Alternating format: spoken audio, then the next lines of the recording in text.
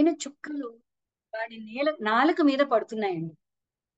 Okay, మీకు వాడి పరిస్థితి అర్థమైంది కదా. ఒక పక్క ఈ ఏనుగు చెట్టును ఊపేస్తోంది, పైన ఆ కొమ్మని కాలం తినేస్తోంది, కింద భవిష్యత్తులో తన కర్మ ఫలితాలు అవి కాచుకుని ఉన్నాయి. ఓకే, మన కోరికలు తేనెటీగల్లా కుడుతూ ఉన్నాయి. అంటే ఇంకా కూడా మనకి కోరికలు ఉన్నాయి, అవి కుడుతూ ఉన్నాయి.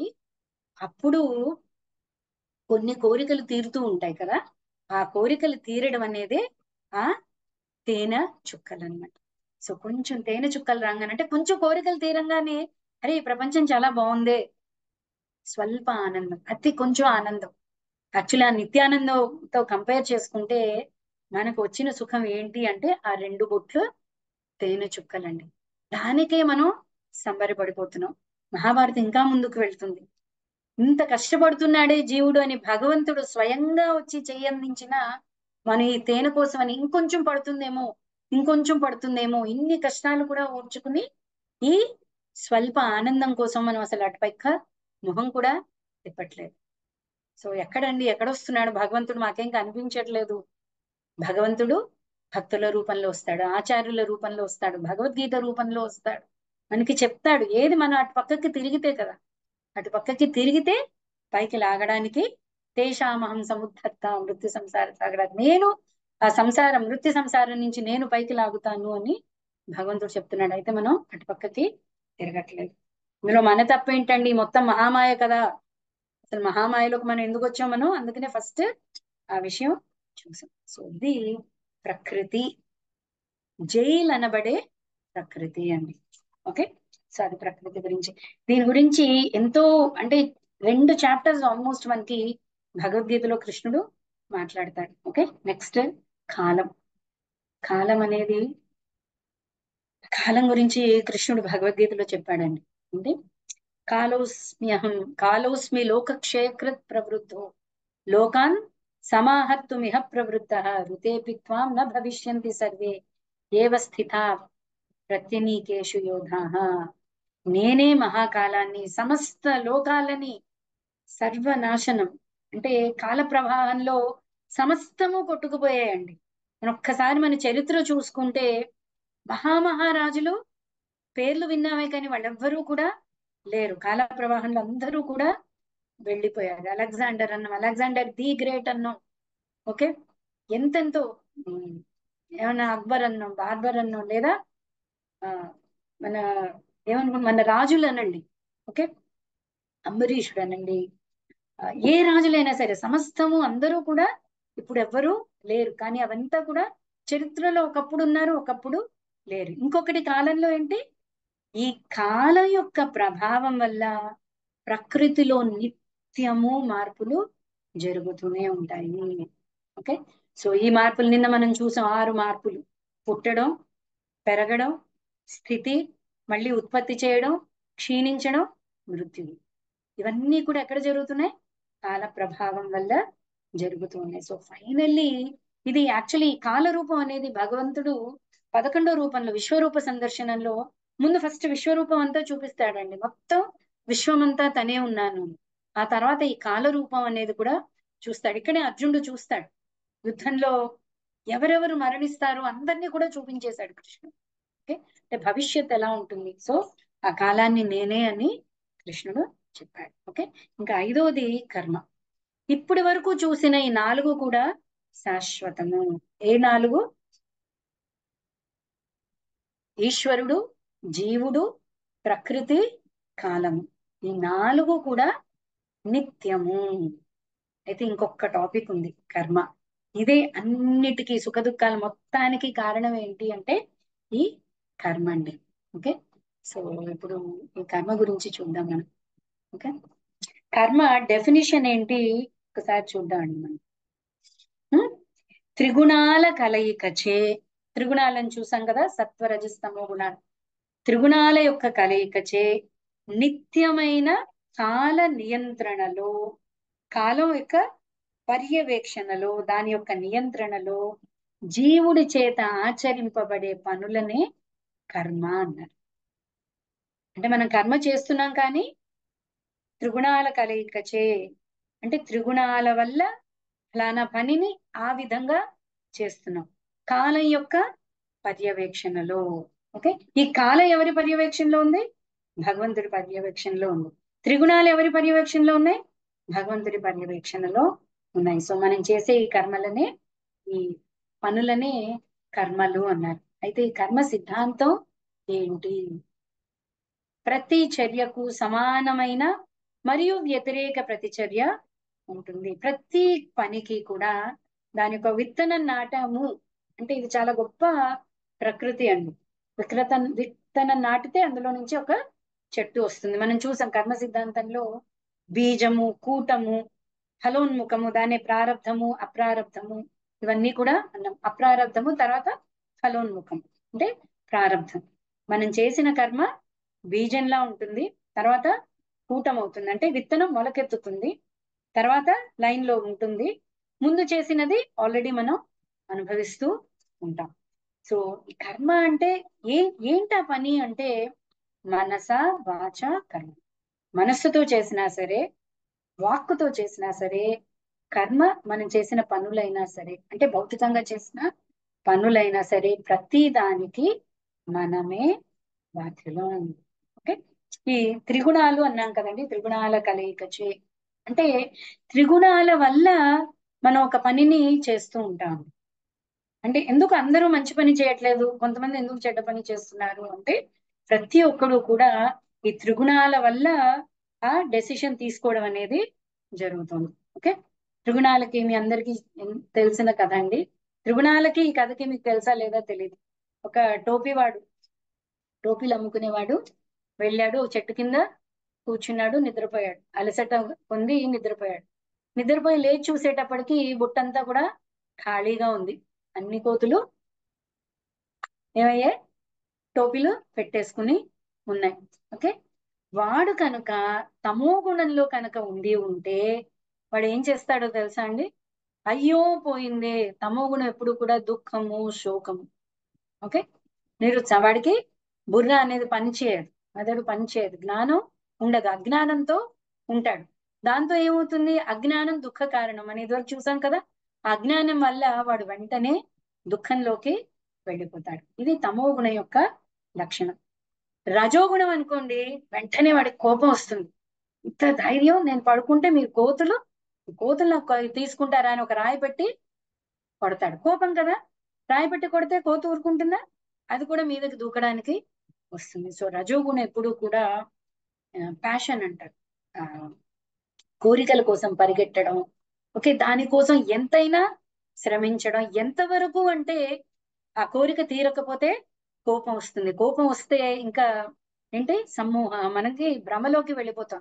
ఎలా అయినా దాన్ని సాధించాలి అని ఆఖరికి ధర్మాన్ని కూడా తప్పేలా చేస్తుంది రజోగుణం. ఓకే, అదే కనుక సత్వగుణం అయితే, ఓకే, సత్వగుణం ఏంటి అంటే జ్ఞానం.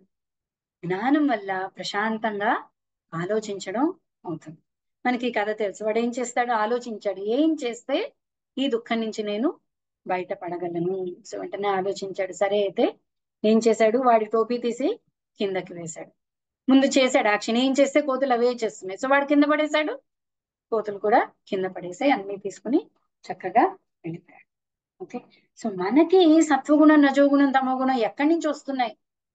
నేను ఎప్పుడు వేసుకోలేదే అని అనుకోవచ్చు. ప్రకృతిలో త్రిగుణమయ్యి అని చదివాం కదండి. ప్రతి ఒక్కటి కూడా ఈ త్రిగుణాల్లోకి వెళ్ళిపోతుంది. కృష్ణుడు భగవద్గీతలో చాలా ఎగ్జాంపుల్స్ ఇస్తాడు. ఓకే, ఫర్ ఎగ్జాంపుల్ సంగీతం అనుకోండి. సత్వగుణం మన మనసుకి ఆనందాన్ని ఇస్తుంది. రజోగుణం గుండె ఇంకా డబా మీరు ఎప్పుడైనా చూసారా రాక్ మ్యూజిక్?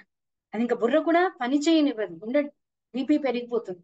తమో గుణం మనల్ని శోకంలోకి తీసుకెళ్తుంది. అలాగే ఇది భగవద్గీతలో వస్తుందండి. ఆహారం, సత్వగుణ ఆహారం ఏంటి? అది మనకి ప్రశాంతతనిస్తుంది. రజోగుణం ఇంకా మనల్ని ఉద్వేగపరుస్తుంది. అలాగే తమో గుణం అజ్ఞానంలోకి తీసుకెళ్లి అంధకారాన్ని ఇస్తుంది. ఓకే, ఇక్కడ ఒక చిన్న టేబుల్ చూసాను చూడండి. సత్వగుణం ఏంటి అంటే ఓకే, నిర్మలము, ప్రకాశము, జ్ఞానం వల్ల ప్రకాశం అనేది ఉంటుంది. రజోగుణంలో అపరిమితమైన కోరికలు. తమో గుణంలో పూర్తి అజ్ఞానం అంటే అంధకారం. ఏది కరెక్ట్, ఏది తప్పు అని అసలు అక్కడ ఆలోచించే ప్రసక్తి లేదు అజ్ఞానం. ఓకే. సత్వగుణం వల్ల పాపరహిత జీవనం. అయితే సత్వగుణంలో ఉన్నవాడు అంటే మంచి కార్యాలే చేస్తూ ఉంటాడు. మంచి కార్యాలు చేస్తూ ఉంటాడు కాబట్టి వాడు నిర్మలంగానూ ఉంటాడు. ఓకే. రజోగుణం వాళ్ళకి అపరిమితమైన కోరికలు కదా. సో వాళ్ళు చేసే కోరికలన్నీ ఎలా కోరికలు తీరుతాయి, అదొక్కటే వాళ్ళ జీవనం. సో వాళ్ళ జీవితం అంతా ఏంటుంటుంది అంటే ఈ కోరికల వెంట పరిగెడుతూ ఉంటారు. ఓకే. ఇంకా తమో గుణం వాళ్ళకి మొత్తం అజ్ఞానం, సోమరిపోతూ అతిగా నిద్రపోవడం. ఓకే. అలాగే సత్వగుణం కానీ ఏంటి అంటే ఈ మూడు కూడా పైన వేసాను చూసారా, మూడు కూడా సంకెళ్ళే. అంటే మనం చేసే కర్మలు మనల్ని బంధిస్తాయి. మనల్ని బంధిస్తే మనం ఇంకా ఈ జైల్లోనే ఉంటాం. ఇవి సంకెళ్ళు. ఈ మూడు గుణాలు కూడా మనం చేసే పనుల వల్ల మనకి సంకెళ్ళు పడుతూ ఉంటాయి. సత్వగుణం దేంతో బంధించేస్తుంది అంటే అది సత్వగుణంలో ఉండడం వల్ల సుఖాన్ని ఇస్తుంది, ఆనందం ఇస్తుంది. మనం చూసాం కదా స్వర్గ సుఖాలు. ఓకే. అంతా బాగుంది కదా. చాలా మంది అంటుంటారు, ఎందుకండి మేము ఎవ్వరికీ అపకారం చేయలేదు, మేము ఎందుకు భగవంతుణ్ణి ప్రార్థించాలి, మేము మంచి చేస్తున్నా మాకు మంచి వస్తుంది, దీనికి ఇప్పుడు మళ్ళీ నేను భగవంతుడి దగ్గరికి ఎందుకు వెళ్ళాలి. సో వీళ్ళ పరిస్థితి ఏంటి అంటే ఎక్కడ కూడా వీళ్ళు కార్ డ్రైవింగ్ చేస్తున్నారు అనుకోండి, ఎక్కడ ట్రాఫిక్ సిగ్నల్ దాటరు. రెడ్ ఉంటే ఆగుతారు, గ్రీన్ ఉంటేనే వెళ్తారు. గవర్నమెంట్ అన్ని రూల్స్ వీళ్ళు పాటిస్తారు. కానీ ఇక్కడిక్కడే తిరుగుతూ ఉంటారు, ఇక్కడి నుంచి బయటపడరు. వీళ్ళు పాటిస్తూనే ఉంటారు కాబట్టి ఇక్కడ వీళ్ళకి దుఃఖం రాదు, కానీ ఇక్కడ నుంచి బయటపడట్లేదు. ఓకే. సో ఈ సుఖం జ్ఞానం అనే దాంతో బంధింపబడే ఉంటుంది. రజోగుణం కర్మల్ని చేయిస్తూ చేయిస్తూ చేయిస్తూ మనం చూసాం కదా, కర్మ అనుభవిస్తూ ఉంటాం, అనుభవించడంలో మళ్ళీ ఇంకో కర్మ యాడ్ అయిపోతుంది, అది మళ్ళీ మన మెయిన్ మూట సంచిత కర్మలోకి వెళ్ళిపోతుంది. ఓకే. సో తమో గుణం ఏం చేస్తుంది, సోమరి నిద్రపోతే అజ్ఞానం కాబట్టి బుద్ధి అనేది పని చేయకపోతే ఏం చేస్తుంది, పూర్తి ధర్మ విరుద్ధమైన పనులకి వెళ్ళిపోతూ ఉంటాం. సో ఈ సత్వగుణాన్ని బంగారు సంకెళ్లతో పోల్చారండి, రజోగుణాన్ని వెండి సంకెళ్లతో పోల్చారు, తమో గుణాన్ని ఇత్తడి సంకెళ్లతో పోల్చారు. ఓకే. సో ఇప్పుడు ఇందులో ఏది మంచిదంటారు, బంగారు సంకెళ్ళు మంచిదా, వెండి సంకెళ్ళు మంచిదా, ఇనుప సంకెళ్ళు మంచిదా? ఏదైనా కూడా సంకెళ్ళే. ఇందాక కూడా ఏ క్లాస్ జైలు బెటరా, బి క్లాస్ జైలు బెటరా, సి క్లాస్ జైలు బెటరా, అసలు జైలు బెటర్ కాదు, మనకి అది అర్థం అవ్వాలి. ఓకే. సో ఇంకోటి కర్మ అనేది ఎలా పనిచేస్తుంది అంటే మనం ఏ పని చేస్తే, సపోజ్ ఇక్కడ ఒక ఎగ్జాంపుల్ పెట్టానండి, ప్రభుపాద వారి లాస్ ఆఫ్ నేచర్, కర్మ యొక్క సిద్ధాంతం అని ఒక పుస్తకం రాశారు, చాలా గొప్పగా రాశారు. ఇప్పుడు కొన్ని చోట్ల మీరు అనొచ్చు, అంటే కొన్ని చోట్ల మనం చెప్పాం అనుకోండి, ఇతరుల్ని హింసించడం లేదా మాంసాహారం తినడం తప్పు అన్నాం అనుకోండి, అయితే అది కొన్ని చోట్ల ఇచ్చారు కదా, అలౌడ్ కదా అని మనం అడగచ్చు. అయితే మనకి శాస్త్రంలో ఉంది. ఇప్పుడు ఎవరికైనా ఈ మాంసాహారం తినాలి అని ఉందనుకోండి, అప్పుడు ఏం చెయ్యాలి అంటే దానికి కూడా ఒక పద్ధతి ఇచ్చారు. ఎలా అంటే ఎవరో ఎక్కడో వెళ్ళి ఇప్పుడు ఏంటి ఆ స్విగ్గీలో ఆర్డర్ చేసుకుని తెచ్చుకుని తింటే అవ్వదు. ఎవరైనా ఇలాగా ఇంకొక ప్రాణిని సంహరించి ఆ మాంసం తినాలి అని కనుక ఉంటే, ఎవరికి తినాలి అని ఉంటే వాళ్లే దాన్ని వధించాలి. ఆ వధించడం కూడా ఎప్పుడు వధించాలి అంటే అమావాస్య రోజు పర్మిటెడ్ అండి. అమావాస్య రోజు ఆ జీవిని తీసుకుని వెళ్ళి ఆ జీవి కళ్ళల్లోకి చూస్తూ ఓకే దాన్ని వధించాలి. ఆ వధించే ముందు ఒక మంత్రం మనం అడుగుతున్నాం కదా, మీకు శాస్త్రంలో ఉంది కదా అలౌ చేశారు అంటే, శాస్త్రంలో చేసిన పద్ధతి ప్రకారంగా చేస్తే ఆ శాస్త్రంలో ఏముంది అంటే దాని ముందు ఒక శ్లోకం ఉంది. ఆ శ్లోకం అర్థం ఏంటి అంటే, నా జిహ్వ చాపల్యం కోసం నేను నిన్ను వధిస్తున్నాను, నీకు భవిష్యత్తులో నన్ను వధించే అర్హత నేను నీకు ఇస్తున్నాను. ఓకే. ఈ మంత్రం కనుక చెప్పి ఓకే మీరు దాన్ని సంహరించి దానిని తినచ్చు. ఎందుకు ఇలా పెట్టారు, ఎందుకంటే ఆ కోరిక ఉండిపోయింది. ఆ కోరికని ఇలా ఎన్నిసార్లు చేయగలరండి? ఆ కళ్ళల్లోకి చూస్తే ఈ మంత్రం చెప్పగలరా? వెంటనే గుర్తొస్తాం, ఏ అధికారం ఇచ్చేస్తున్నాం మనం, మళ్ళీ నేను పుట్టినప్పుడు మళ్ళీ నువ్వు నాకు ఈ మళ్ళీ అతడి చేతిలో నేను చేస్తాను. ఇక్కడ చూసారా? సో మనిషి నెక్స్ట్ జన్మలో ఏమవుతుంది? ఈ పశువు కింద పుడతాడు, ఈ పశువు మనిషి కింద పుడతాడు. ఆ మనిషికి మనం అధికారం ఇచ్చేసాం, నన్ను చంపచ్చు అనే అధికారం మనం. ఓకే, సో ఇలా కర్మ సిద్ధాంతంలో కొన్ని చెప్తున్నానండి, చాలా పెద్ద శాస్త్రం అది. ఓకే, ఇంకొకటి చాలా మంది అనుకుంటూ ఉంటారు, అమ్మో చెడ్డ కర్మలు చేసాం అయితే అన్ని మంచి పనులు చేసి దాన్ని క్యాన్సిల్ చేసేస్తాం. కుదరదండి. మంచి పనులు చేస్తే పుణ్యం అనుభవించాల్సిందే, పాపం చేస్తే పనిష్మెంట్, శిక్ష అనుభవించాల్సిందే. రెండూ ఉన్నాయి.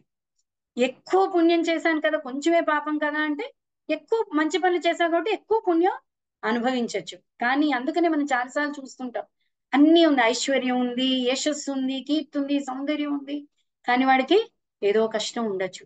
అంత పుణ్యంలో ఈ కష్టం చిన్నదే అవ్వచ్చు, కానీ కష్టం నుంచి తప్పించుకోవడం అవ్వదు. ఓకే, మనకి భాగవతంలో నృగ అని ఒక రాజు ఉన్నాడండి, ఆ పిక్చర్ పెట్టలేదు నేను. ఓకే, ఒకసారి కృష్ణలీలలో మనం కనుక చూస్తే ఆ అక్కడ ఒకసారి ఈ కృష్ణుడి పుత్రులందరూ కలిసి ఆడుకుంటూ ఉంటారనమాట. ఎదుకుమారులందరూ ఆడుకుంటూ ఒక వనంలోకి వెళ్తారు. అన్ని వనాలు కదా అక్కడ. వనంలో వెళ్ళినప్పుడు అక్కడ ఒక బావిలో ఒక పెద్ద తొండ అంటారా, ఊసరవెల్లి, ఒక పెద్ద ఊసరవెల్లిని చూస్తారు. చాలా పెద్దగా ఉంటుంది అది. వెంటనే వాళ్ళు అంత పెద్ద ఊసరవెల్లిని ఎప్పుడూ చూడలేదు. వెంటనే వచ్చి కృష్ణుడి దగ్గరికి వస్తారు, రండి రండి మీకు ఒకటి చూపిస్తాను అని. సో కృష్ణుడు వెళ్ళాడు, చూశాడు అనమాట. చూసి దాన్ని ఇలా పైకి తీశాడు. కృష్ణుడు స్పర్శ తగలంగానే అతడు ఒక గంధర్వ రూపం, దేవతా రూపం అతడికి వచ్చేసింది. అయితే కృష్ణుడు అడుగుతాడు, ఏంటిది, నువ్వెవరు, నువ్వేంటి ఈ రూపంలో ఉన్నావు అంటే అప్పుడు అతడు చెప్తాడనమాట. అతడు ఇంతకు ముందు ఈ ఊసరవెల్లిగా జన్మించక ముందు అతడు ఆ నృగ అనే ఒక రాజు అండి. ఆ రాజు ఎన్ని పుణ్యకార్యాలు చేశాడు అంటే ఇంకా అంటే ఒక్కొక్క బ్రాహ్మడికి 1,00,000 గోదానం చేశాడండి. ఒక గోదానంకే మనం అసలు సరి అంటే పుణ్యం వెలకట్టలేం మనం. అలాంటిది ఆ నృగ ఒకసారి ఏం చేశాడంటే బ్రాహ్మణులందరినీ పిలిచి ఒక్కొక్క బ్రాహ్మడికి 1,00,000 గోవులు ఇచ్చాట. అలా దానం ఇస్తున్నప్పుడు ఒకసారి ఏమైందంటే ఆ 1,00,000 గోవుల్లో ఒక గోవు వచ్చి తిరిగి రాజుగారి గోశాలలో చేరిపోయింది. అది రాజుగారు గమనించుకోలేదు, ఎవరు గమనించలేదు. సో నెక్స్ట్ బ్రాహ్మడికి మళ్ళీ గోశాల నుంచి 1,00,000 గోవులు దానం ఇచ్చాడు. ఇవ్వగానే ఈలోపు ఆ ముందు బ్రాహ్మడు చూసుకున్నాడు, తన సమూహంలో ఒక గోవు మిస్ అయింది. వెంటనే రాజుగారి దగ్గరికి వచ్చాడు. అందరూ ఎంక్వైరీ చేశారు, ఏమైంది ఏమైంది. అప్పుడు అర్థమైంది, ఆ గోవు వచ్చి గోశాలలోకి చేరిపోయింది. రాజుగారు చూసుకోకుండా ఆ గోవుని ఇంకో బ్రాహ్మడికి ఇచ్చేశాడు. సో వెంటనే రాజుగారు అన్నారు, క్షమించండి, మీరు ఆ గోవు కనుక నాకు ఇస్తే ఆ గోవుకి బదులు మీకు 1,00,000 గోవులు ఇస్తాను అన్నాడు. ఆ బ్రాహ్మణుడు అన్నాడు, నువ్వు నాకు దానం ఇచ్చేసావు, అది నాదే, నేను నీకు ఇవ్వను అన్నాడు. సరే ఈ బ్రాహ్మడితో అన్నాడు, మీకు ఆ గోవుకి కాంపెన్సేషన్ కింద ఓకే నేను మీకు 1,00,000 గోవులు ఇచ్చుకుంటాను. ఒప్పుకోలేదు బ్రాహ్మణుడు, నాకు ఇచ్చిన గోవు నాకు కావాల్సిందే. ఇద్దరు బ్రాహ్మణులు కూడా అక్కడ అసంతృప్తి చెందిపోయారు. ఓకే, సో దాని వల్ల అది పాపం కింద వెళ్ళిపోయింది నృగాకి. అసలు గోదానం చేస్తే ఎంత ఫలితం అండి, ఎంత స్వర్గ సుఖాలు అనుభవించాల్సింది ఈ పాపం కూడా ఉండిపోయింది. సో ఎప్పుడైతే అతడు వెళ్ళాడో యమధర్మరాజు సభకి ఏముడు అడిగాడు, ముందు నువ్వు సుఖాన్ని అనుభవిస్తావా, కష్టాన్ని అనుభవిస్తావా, అంటే పాపాన్ని అనుభవిస్తావా, నీకు ఇంత పుణ్యం ఉంది, ఇంత పాపం ఉంది. నృగ అన్నాడు వెంటనే, ఆ పాపం ఏదో అనుభవించి వచ్చేస్తాను అన్నాడు. సో 1000 సంవత్సరాలు ఆ పాపానికండి. ఓకే, 1000 సంవత్సరాలు ఆ బావిలో ఊసరి వెళ్ళి కింద ఉండిపోయాడు అనమాట. ఆ తర్వాత దేవతా శరీరం ఎందుకు వచ్చింది మరి? ఇంక ఇప్పుడు పుణ్యాన్ని అనుభవించే ప్రయాణంలో ఉన్నాడు. సో కృష్ణుడికి నమస్కరించి పుణ్యలోకాలకి వెళ్ళిపోయాడు. ఓకే, ఇంకొకటి కర్మ ఏంటి అంటే కరెక్ట్ గా దాని కన్ఫ్యూజన్ ఏమీ లేదండి. ప్రకృతి భగవంతుడి యొక్క శక్తులన్నీ పర్ఫెక్ట్ గా, ఇప్పుడు ఒక పెద్ద సమూహంలో దూడని వదిలేమనుకోండి, మనం కనుక్కోలేదు ఆ ఏ ఆవు ఏది అని, దూడ కరెక్ట్ గా దాని తల్లి దగ్గరికి వెళ్ళగలదు. సో కర్మ కరెక్ట్ గా మనకి ఇందులో భగవంతుడి పర్యవేక్షణలో జరుగుతున్న ఎందులోనూ కూడా మనకి దోషం అనేది లేదండి. ఓకే, ఇంకొక కర్మ సిద్ధాంతం ఏంటి అంటే మనం తీర శిక్షింపబడేటప్పుడు మనం చెప్పచ్చు, నాకు తెలీదు, ఇది పాపము పుణ్యము అని నాకు తెలీదు. నాకు తెలీదు అంటే ఒప్పుకుంటాడా జడ్జి? చట్టం తెలియకపోవడం అనేది క్షమార్హం కాదు. దాన్ని నువ్వు తెలియదు కదా అని క్షమించడం అవ్వదు. అంతే కదండి. అమెరికాకి వెళ్ళి మన ఇష్టం వచ్చినట్టు డ్రైవింగ్ చేస్తే వాళ్ళు ఒప్పుకున్నారు. వాళ్ళు నేను చూసాను రూల్స్. అమెరికాలో అయితే కుడివైపుకి డ్రైవింగ్. సో మన ఎడం వైపుకి వెళ్ళాం అనుకోండి, వెంటనే వాడు వచ్చి ఫైన్ వేస్తాడు. అయ్యో నాకు తెలియదండి, మీ దేశంలో ఇదా రూలు. కాదు, నువ్వు తెలుసుకోవాలి. అయితే మనం ఎలా తెలుసుకోవాలి? శాస్త్రం చూడాలి, భగవద్గీతలో చూడాలి. భగవద్గీతలో చెప్పాడు ఏది ధర్మం ఏది అధర్మం, ధర్మం చేస్తే ఏంటి, అధర్మం అయితే ఏంటి. కానీ మన పరిస్థితి ఎలా ఉంది అంటే, సపోజ్ జడ్జి చెప్పాడు అనుకోండి, చట్టం తెలియడం అనేది క్షమార్హన కాదయ్యా, నువ్వు నీకు శిక్ష వేయాల్సిందే అంటే, సారీ ఆ విషయం కూడా నాకు తెలియదండి అంటామండి. అంటే తెలియక చేస్తే శిక్ష పడుతుంది అని కూడా మనకి తెలియదు. అలాంటి స్థితిలో మనం ఉన్నా అండి. ఓకే, సో జడ్జికి యాక్చువల్లీ ఎవరైనా కూడా ఒకటే, భగవంతుడికి సమూహం సర్వభూతేషు, అర్జునుడికి చెప్తున్నాడు, నమే ద్వేషి అస్తి నమే ప్రియ. నాకెవ్వరి మీద ద్వేషం లేదు, ఎవరన్నా పక్షపాతము లేదు, లేదా విరోధ భావం నాకు లేదు, అందరి మీద నాకు సమదృష్టే.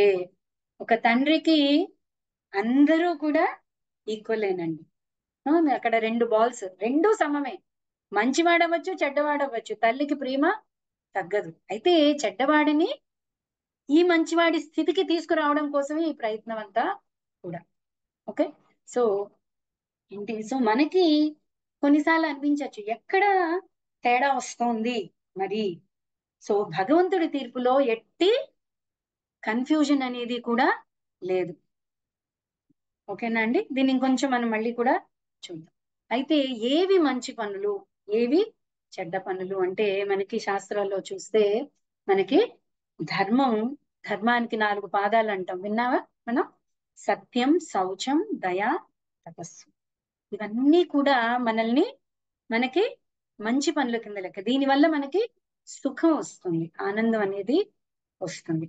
ఎప్పుడైతే ఇవి ఆచరించట్లేదో, అంటే ఇవి ఆచరించట్లేదంటే ఏమేమి చెయ్యకూడదు.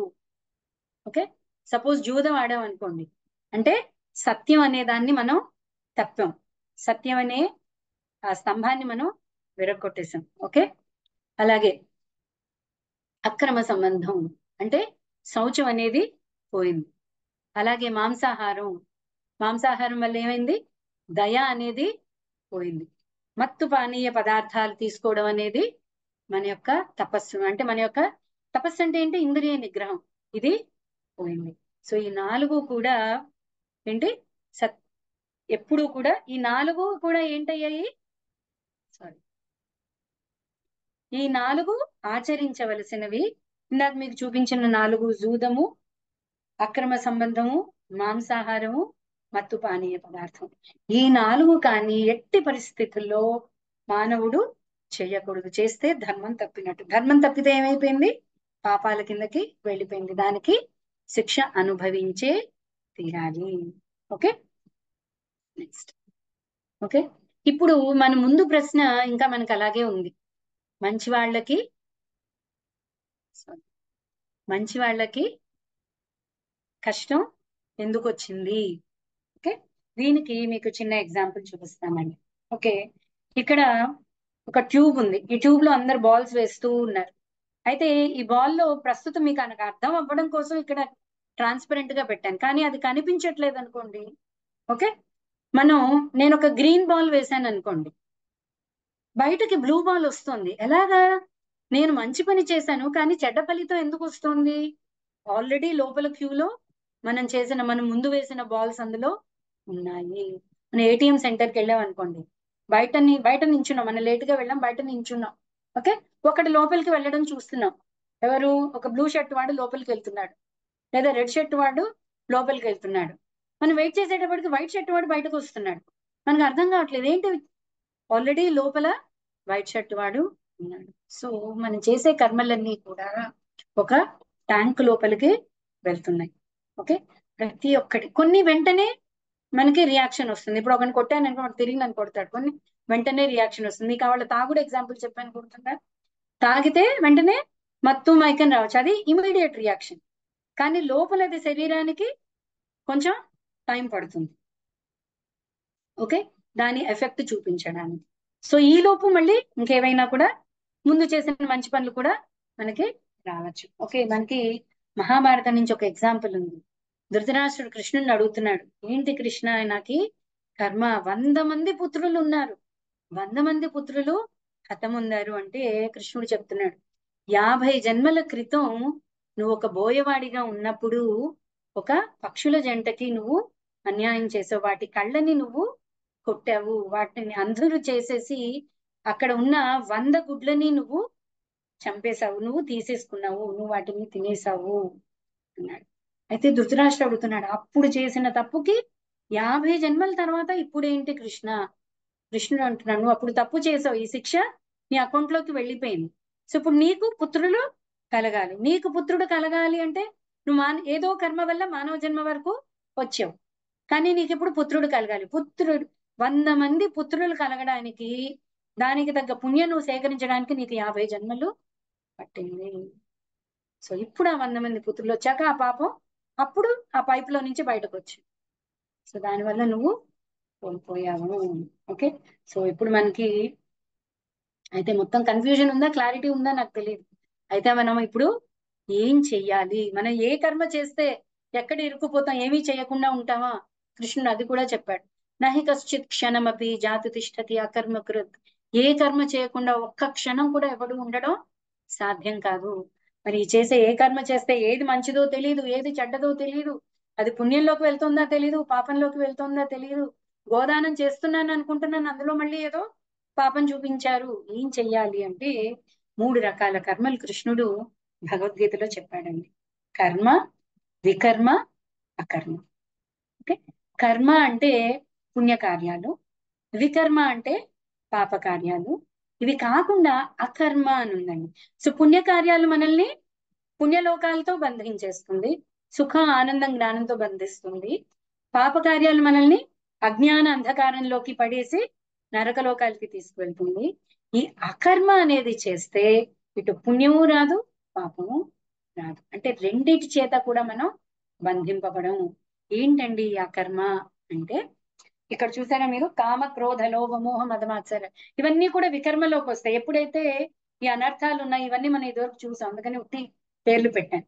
ఓకే, ఇవన్నీ ఎప్పుడైతే చూస్తే మనం మానవ జన్మ నుంచి కిందకి వెళ్ళిపోతాం, నరకలోకాలకి వెళ్ళిపోతాం, పాపం అనుభవించడం ఖాయం.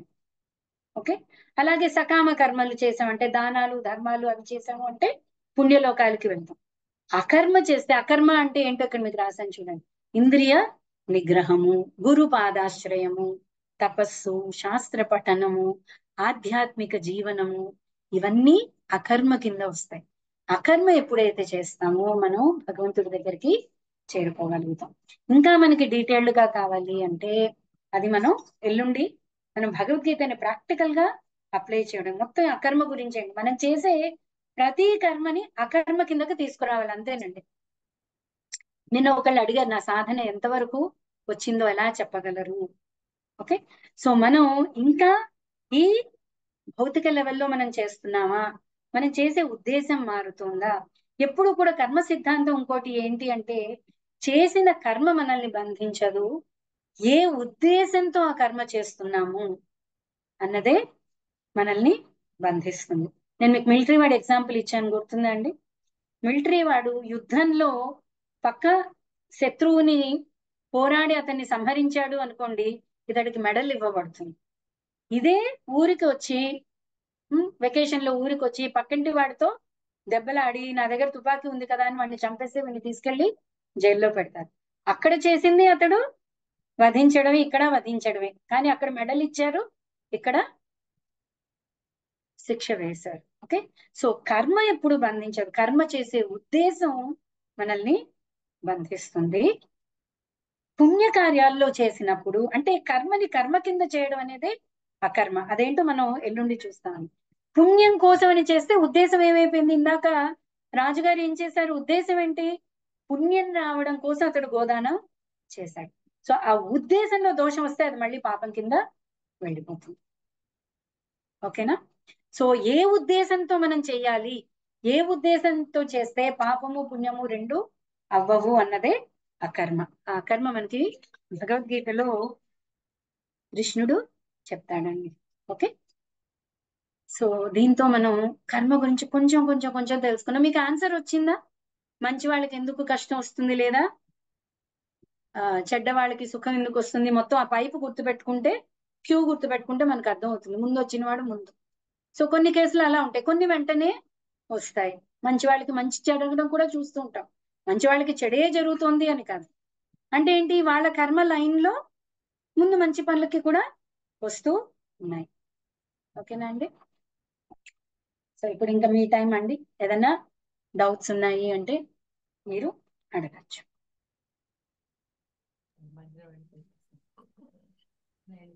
హరే కృష్ణ. డౌట్స్ ఉంటే వారు హ్యాండ్ రైస్ చేస్తే వాళ్ళని అన్మ్యూట్ చేస్తాం ప్రభు. అన్మ్యూట్ చేయడానికి దయచేసి హ్యాండ్ రైస్ చేయండి.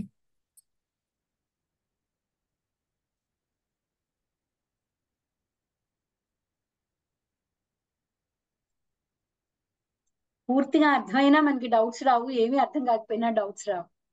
ఇందులో ఏమిటో నాకు తెలియదు.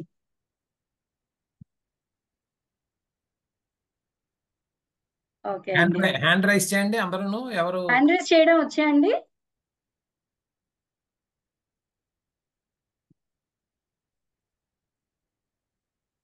ఓకే, శర్మ గారు, మూర్తి గారు. ఓకే, చెప్పండి సార్. ప్రభుజీ ఇద్దరు హ్యాండ్ రైజ్ చేసినట్టున్నారు, వాళ్ళని అన్మ్యూట్ చేస్తాను. ఒక్క నిమిషం అండి, ఒక్క నిమిషం. అక్కర్లేదండి, హ్యాండ్ రైజ్ చేయడం వచ్చా అని అన్నారు కాబట్టి హ్యాండ్ రైజ్ చేసాం అంతే. లేదు, బాగా చెప్పారండి మాతాజీ, చాలా క్లియర్ గా ఓకేనండి, దాని వివరణ చెప్పారు. అందుకోసమే హ్యాండ్ రైజ్ చేయమన్నారు కానీ చేశాను. ఓకే. అంతే. యాక్చువల్లీ ఏంటి అంటే దీని గురించి బాగా ఆలోచించండి. సో ఈ ఆలోచన మీకు, ఈ ప్రోగ్రామ్ ఎందుకు అంటే ఒక ఆలోచన మీకు ఇవ్వడానికి. సో అది మనం కాంటెంప్లేట్, దాని గురించి ధ్యానం చేస్తే మనకి చాలా డౌట్స్ వస్తాయి. అప్పుడు మనం శాస్త్ర చక్షు ద్వారా మనం ఆ సమస్యని పూర్తి చేసుకోవచ్చు. సో అందరూ కూడా, మీ అందరికీ కూడా భగవద్గీత ఇన్ డెప్త్ డీటెయిల్డ్ గా మీరు నేర్చుకుని అప్లై చేయాలి అనే ఉద్దేశంతో ఈ కోర్స్ పెట్టడం అనేది జరిగిందండి. హరే కృష్ణ మ్యామ్. హరే కృష్ణ అండి. హరే కృష్ణ మ్యామ్, చిన్న డౌట్ అండి. నాకు కర్మేంద్రియాలు, జ్ఞానేంద్రియాలు, పంచేంద్రియాలు చిన్న డౌట్ అండి. అన్ని ఈక్వల్ గా ఉన్నట్టు ఉంటాయండి. నాకు ఒకసారి చిన్న డౌట్ అది. జ్ఞానేంద్రియాలు అంటే దేని ద్వారా అయితే మన జ్ఞానాన్ని ఆర్జిస్తున్నాము, జ్ఞానం లోపలికి వెళుతుందో. ఓకే, కళ్ళు, ముక్కు, చెవులు, ఇవన్నీ జ్ఞానేంద్రియాలు. కర్మేంద్రియాలు అంటే దేనితో అయితే కర్మని మనం చేస్తున్నాము, చేతులు, కాళ్ళు, ఓకే, మాట్లాడడం, ఓకే, వెళ్ళడం, ఇవన్నీ కూడా కర్మేంద్రియాలు. జ్ఞానేంద్రియాలు అంటే జ్ఞానం దేని వల్ల మనకి కలుగుతుందో, ఎక్కడి నుంచి మనం ఇందాక చూసాం త్రిగుణాలన్నీ కూడా ఎక్కడి నుంచి మనకి వెళ్తున్నాయి, ఇంద్రియాల ద్వారా. సో దేని ద్వారా అయితే వెళ్తున్నాయో వాటిల్ని మనం జ్ఞానేంద్రియాలు అని అన్నామండి. ఓకేనా? Thank you ma'am. చెప్పండి. హరే కృష్ణ మాతాజీ. హరే కృష్ణ మాతాజీ, మొన్న అడిగాను కదా సత్వగుణం మీనింగ్. చెప్పారు. సత్వగుణం నేను మీకు ఇందాక టేబుల్ పెట్టాను, చూసారా? ప్రణవ్ కదా నీ పేరు? ఓకే, చూసావా? మరి సత్వగుణం ఏంటి ఏంటి చూసావా? ఒక్క నిమిషం మాత.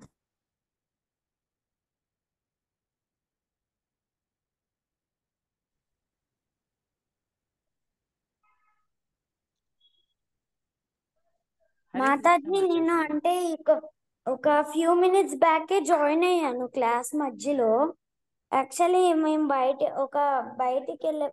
బయటికి వెళ్ళొచ్చాము.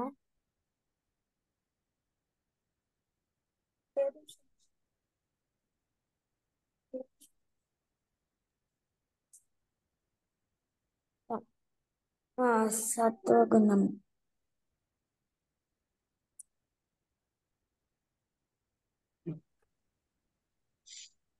సత్వగుణము అంటే జ్ఞానం గురించి, జ్ఞానము, నిర్మలము, శాంతంగా ఉండడము. చూసేవారు కొంతమందికి అసలు కోపమే రాదు, ప్రశాంతంగా ఉంటారు, నవ్వుతూ ఉంటారు, సహిస్తూ ఉంటారు. ఓకే. అలాగే రజోగుణం అంటే ఎప్పుడు పరిగెడుతుంటారు, ఆ కోరిక ఉంది, అది కావాలి, ఇది కావాలి, విపరీతమైన కోరికలు ఉంటాయి. సో దాని మీద వెళ్తుంటారు. తమో గుణం అంటే ఎప్పుడు సోమరిపోతు కింద ఉంటారు, బద్ధకంగా ఉంటారు. ఓకే, దీన్ని తమో గుణం అంటారు. సింపుల్ గా నీకు ఎక్స్ప్లెయిన్ చేయాలి అంటే. ఓకే.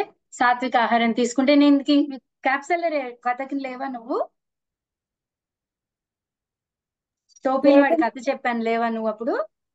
లేదు మాతాజీ. సరే, అయితే నువ్వు తర్వాత యూట్యూబ్ లింక్ ఇస్తారు, దాంట్లో వెళ్ళి ఒకసారి కథ విని. నేనన్నా? ఓకే. ధన్యవాదాలు. హరే కృష్ణ. హరే కృష్ణ. ఓకేనండి. అయితే సో రేపు మనం భగవద్గీతలో ఇంకొంచెం లోపలికి వెళ్తామండి. భగవద్గీతలో మీ అందరికీ తెలుసు, భగవద్గీతలో అనేక రకమైన యోగం గురించి కృష్ణుడు మాట్లాడాడు. యోగం అంటే ఒకటే, అయితే యోగము ఎన్ని పద్ధతులు ఉన్నాయి, ఎన్ని రకాలు ఉన్నాయి, అన్నీ ఒకటేనా, అన్నీ మనల్ని ఒక దగ్గరికే తీసుకెళ్తుందా? ఓకే, ఇవన్నీ కూడా మనం రేపు క్లాస్ లో చూద్దాం. అన్నిటికంటే ఉత్తమమైన యోగం ఏదన్నా ఉందా? మన దృష్టిలో కాదు, శాస్త్ర చక్షు. మొన్న మనం ప్రూవ్ చేసేసాం, శాస్త్రానికి తిరిగితేనే మనం ఈ ప్రశ్నలు మనకి క్లియర్ అవుతాయి. సో శాస్త్ర చక్షు ద్వారా శాస్త్రాలు ఏం చెప్తున్నాయి, భగవద్గీత ఏం చెప్తుంది యోగం గురించి, ఇవాళ మనం డిస్కస్ చేసిన కర్మ సిద్ధాంతం అంతా కూడా మనకి శాస్త్ర చక్షు అండి. సో రేపు మనం కలుద్దామండి. హరే కృష్ణ మాతాజీ. హరే కృష్ణ. హరే కృష్ణ మాతాజీ. హరే కృష్ణ మాతాజీ. హరే కృష్ణ. అందరికీ దండవత్ ప్రణామం అండి. సో మళ్ళీ రేపు కలుద్దాం అండి. మాతాజీ చిన్న డౌట్. ప్రణామాలు మాతాజీ. చెప్పండి. హరే కృష్ణ. సత్య గారు చెప్పండి. హరే కృష్ణ మాతాజీ. ప్రణామాలు మాతాజీ. హలో, సత్య గారు చెప్పండి. హరే కృష్ణ మాతాజీ. హరే కృష్ణ. హరే కృష్ణ మాతాజీ. ప్రణామాలు. హరే కృష్ణ. హరే కృష్ణ. ధన్యవాదాలు. ధన్యవాదాలండి. హరే కృష్ణ. సత్య గారు చెప్పండి. ఓకే, డౌట్ ఉండి ఇది హ్యాండ్ రైజ్ చేశారా? హరే కృష్ణ మాతాజీ. ప్రణామాలు మాతాజీ. మాతాజీ, ఇప్పుడు శ్రీకృష్ణ భగవానుడు సత్వగుణ సంపన్నుడు. కర్మ ఉంది కదా, రజస్తమో గుణాలు దేవతలు అందరిలో కొంతమంది దేవతల్లో రజస్తమో గుణాలు ఉంటాయా మాతాజీ? కృష్ణ భగవానుడు మీకు ఇందాక ఒక శ్లోకం పెట్టాను, మీరు సరిగ్గా చూసారా లేదు? గుణాలన్నిటికీ నేను అధిపతిని, నేను ఆ గుణాల్లో ఉండను అంటున్నాను. భగవంతుడు విశుద్ధ సత్వగుణం అంటారండి దాన్ని. ఓకే, మనం భాగవతంలో సృష్టి గురించి చూస్తే ఈ 3 గుణాలు కూడా యాక్చువల్లీ తమో గుణం నుంచి వచ్చాయి. మనం చూసే ఈ సత్వరజస్ తమో గుణాలు అన్ని కూడా మూలం తమో గుణం.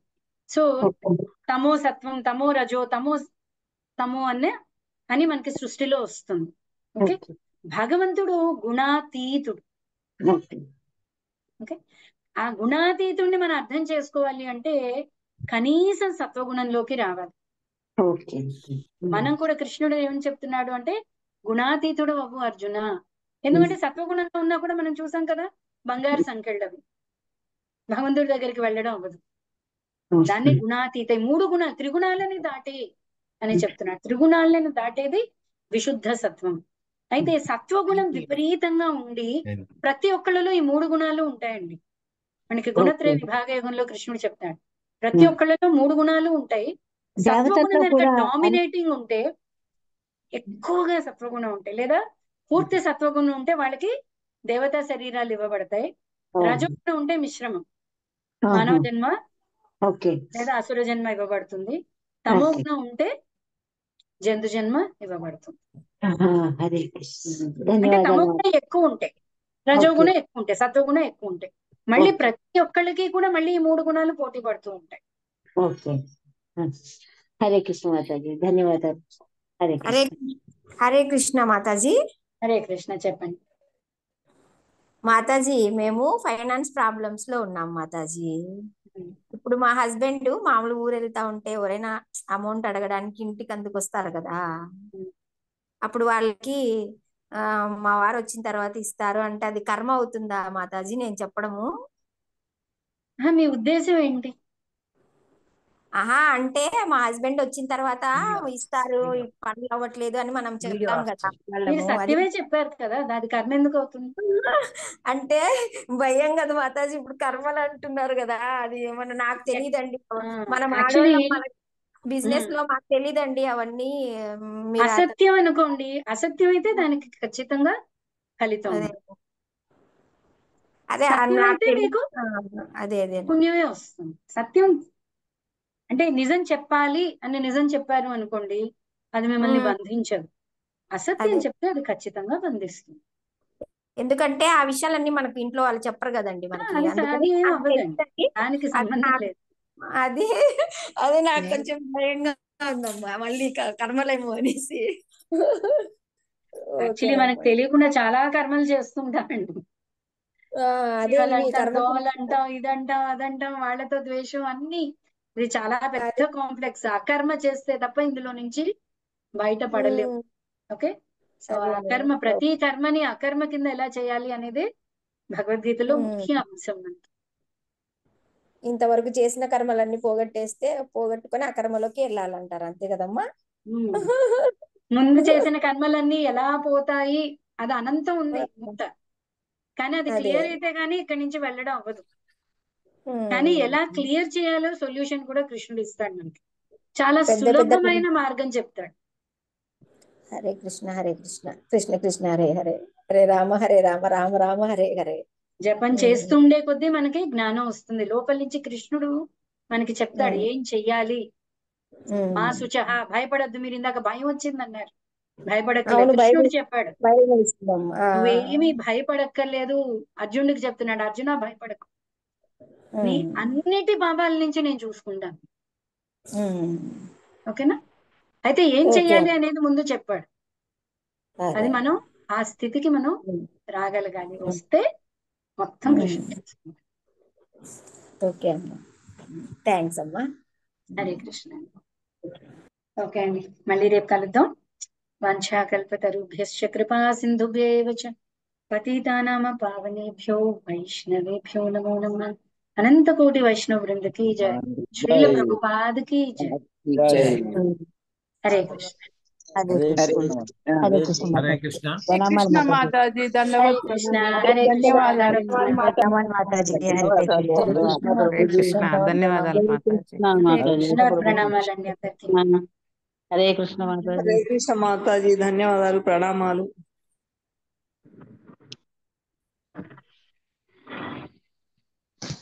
మాతాజీ మనం చెన్నైలో చూసామా?